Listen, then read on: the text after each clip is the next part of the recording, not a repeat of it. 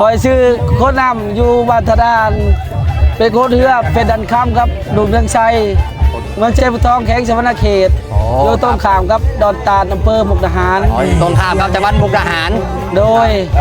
ปลาแข่งเรืออยู่สนุดมาพายชีพายแมนเป็นสนามแรกของปีนี้เลยแมนเป็นปีนี้แรกอะดูเรือก็ยังมาบ่เต็มที่ปันใดมีฝีพายในซุ้มในสังกัดนี่จะคนแล้วประมาณ40แต่ยังหลายอยู่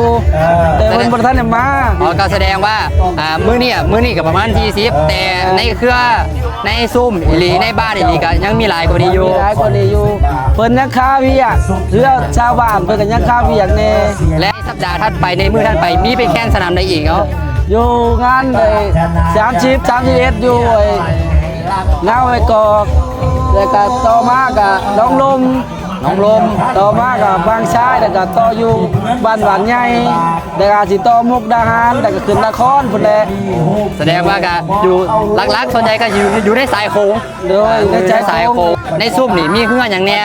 มีเฮือไอ้พรปลาวิเศษเฮือน้อย22กับ2ลำแล้วก็เฮือเพดันค้ำ40แล้วก็ลุงเรืองชัย50พายมีแต่ตั้งเป้าว่าสิทำแต่ละงานสิบ่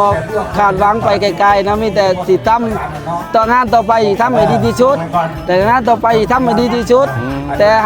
ก็สิบ่ตั้งความหวังไว้หลายอย่างลุงเพื่อเสียใจแล้วก็บ่อยากมาซ้อมแต่ว่าก็เลยสิเอาแต่ละงานไหนมันแต่เขาแต่ที่4ก็เอานะขอแต่ว่าอยู่ใน2มื้อโอเค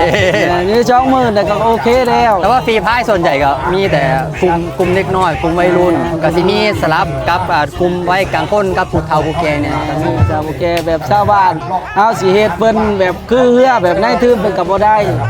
แต่คือเพิ่นก็ค่าเวียกไปหาเงินแน่เนาะครอบครัวเพิ่นก็สภาพเศรษฐกิจเนาะ